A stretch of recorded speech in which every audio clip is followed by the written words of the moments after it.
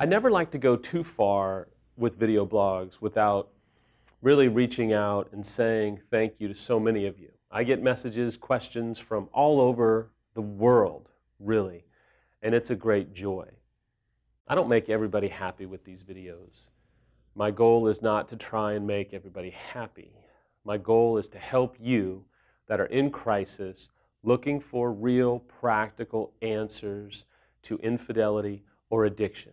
I know it's a tough road. I know what it's like to really just be lost, desperate for someone to talk to that could just be compassionate and simply be someone that you could relate to. And while it's impossible for me, and I try really hard to answer every single comment and question that comes my way, I know that it would be impossible for me to try and talk to all of you, because there's a great big audience out there, and I'm humbled and honored to be able to speak to you. I know it feels so lonely at times, but I promise you, if you were to get all of us that watch these videos in a room, it would be thousands of people. I mean, it just would be a massive crowd of people. So please know you're not alone in your pain or your suffering. I know it feels like it, and I know it looks like it, but don't live by what you feel. Don't live by what things look like. Just know that you're not alone.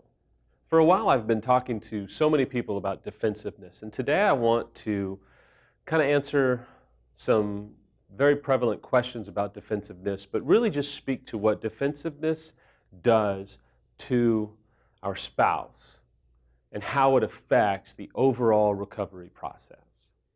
I have a PhD in defensiveness. When Samantha would kind of lash out, or when Samantha would even just want to talk about things, inevitably there was a point where I would become defensive, and due to my background in debate and argumentation and all that, and just being a complete jerk, I would turn all those skills on and just basically say, and just completely attack her out of defensiveness.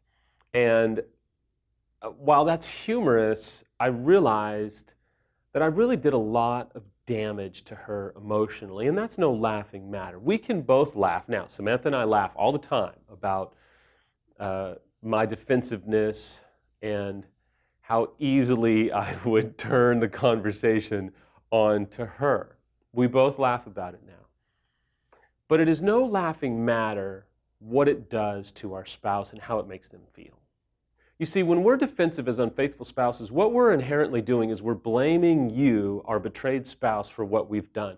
And what it does is it creates uncertainty within the mind and the heart of the betrayed, because they immediately think there must be more, because you wouldn't be defensive if there wasn't more. It also makes them think, you know what, you're just justifying your choices because you're being defensive, so you must believe that it's my fault that you've done what you've done, because really, at the end of the day, when we get defensive, we are, in a very subtle way, blaming our spouse for our choices, because inherently within defensiveness is this idea that says, well, wait a minute, because if you didn't do what you did, I wouldn't have cheated, so really it's your fault. You're attacking me, you're blaming me, but in reality, if you'd have done A, B, and C, I'd have never cheated, which we all know is just simply not true.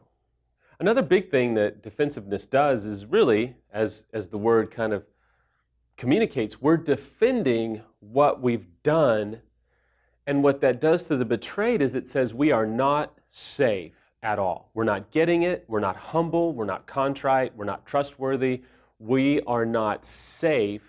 And so the betrayed immediately is worried about relapse, is worried about how long is this going to take? Should I even try and save the relationship? Is it worth saving? Are they ever going to get it? And they are off to the races, because defensiveness is probably one of the biggest red flags for the betrayed spouse. You see, for me, in our situation, when Samantha wanted to talk about the affair, when she wanted to talk about details or just really talk about it at all, it would trigger my shame. See, shame says I am something bad or someone bad, Guilt or conviction in the Christian community says, I've done something bad. You see, when we've simply done something bad, we should feel guilt, we should feel remorse, we should want to seek forgiveness, we should want to seek a clear conscience. When we're dealing with shame, we feel like we are bad, there's no hope for us, we're just embarrassed, we're humiliated. But the problem is we are making it about us, not our victim, which is typically our spouse. And so we get wrapped up in our shame. It's triggered, and now we get defensive because that's the only response that we know right now. Because we've spent days, weeks, months, years in our affairs or addictions justifying what we've done. So we've created this mind block that says, well, I've done what I've done because you did what you did. So we are triggered in our shame and we lash back out in defensiveness. And the biggest problem is we are not safe to the betrayed. And so then they typically will lash out and try and make their point, or they'll emotionally flood, or they'll try and get through the fog and try and help you, the unfaithful, get it. And then you don't want to get it, so you get defensive and you get angry, and you guys are just going back and forth, and you're on the crazy cycle, as Emerson Eggerichs talks about. As an unfaithful spouse, as long as there's defensiveness in you, as long as there's the fight inside of you to defend yourself, you're not safe. Your betrayed spouse is going to get triggered and angry and continue to engage with you because literally they are trying to connect with you. They are trying to move toward you, but as they move toward you, they encounter this lack of safety, which then prompts them to eventually want to pull back and not engage with you.